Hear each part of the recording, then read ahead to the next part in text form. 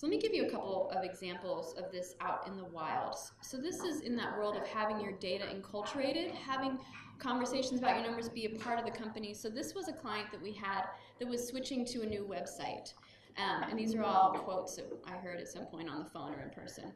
So the 83% bounce rate was not good news. It was on the new site, so we were at 75-25 moving over to the new website, and all of a sudden we see this bounce rate. Now, this was a big deal. So there were high-level people on this call, the marketing team was on this call, and we had to do a lot more digging amongst all of us to figure out what was going on. So what happened was they had no fewer than 10 different tools that were hitting the site with a variety of different types of tests. So here, this tool was definitely doing what it was supposed to be doing, and that's what it knew it was going to cause a 100% bounce rate, but this conversation wasn't enculturated. So, you know, one side wasn't talking to the other saying, hey, we're about to go from 75 to 100%. We need to make sure that everything looks good. Oh yeah, wait, I was about to run a test. Should I wait? That wasn't the conversation. So the site move was delayed another 48 hours while we figured out what all this stuff was. So don't have that happen.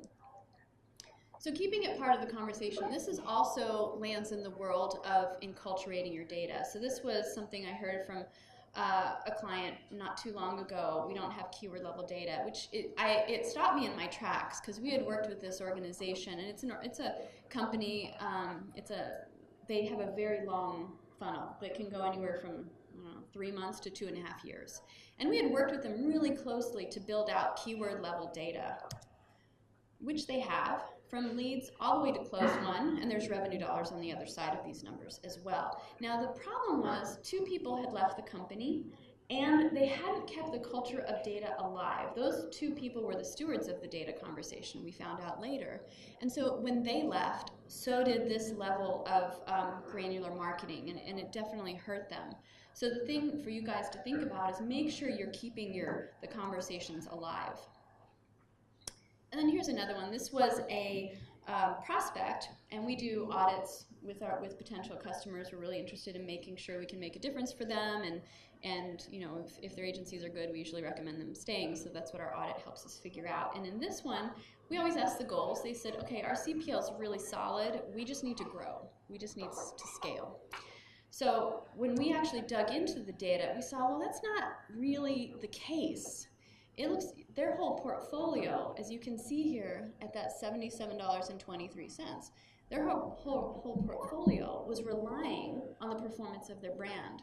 But the rest of their portfolio was fairly weak when they were playing against $110 CPA cost per lead here. So with this, we would recommend, no, don't grow yet. Build your foundation, make it stronger in your non-brand categories so that then you actually have something that can really build and scale, you know, with the integrity that you need to keep that 110 in play. So just remember, this is the world of like having the fullest picture. And then another, just to address the vanity data issue. And I'm hoping this one doesn't happen as much as it used to. This is really the legacy world of billboards and eyeballs and all of that. And so this is just an illustration of how vanity data can really cost you money. And this is, you know, those calls, those emails, like impressions are way down, what's happening? So this was a prospect, and we did an audit of their account. They were in the electricity market in the east, back east where it's deregulated. And they were like, we just want traffic. So they got traffic. Now they had broad match keywords like coal, gas, wind, electric, electricity, power.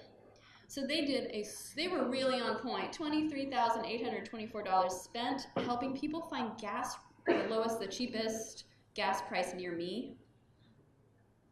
They could have also gotten electricity if they wanted to. I don't know why they clicked the ads, but they did, and they cost them almost $24,000.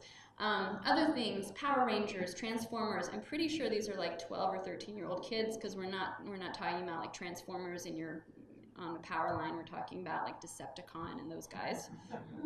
Yeah.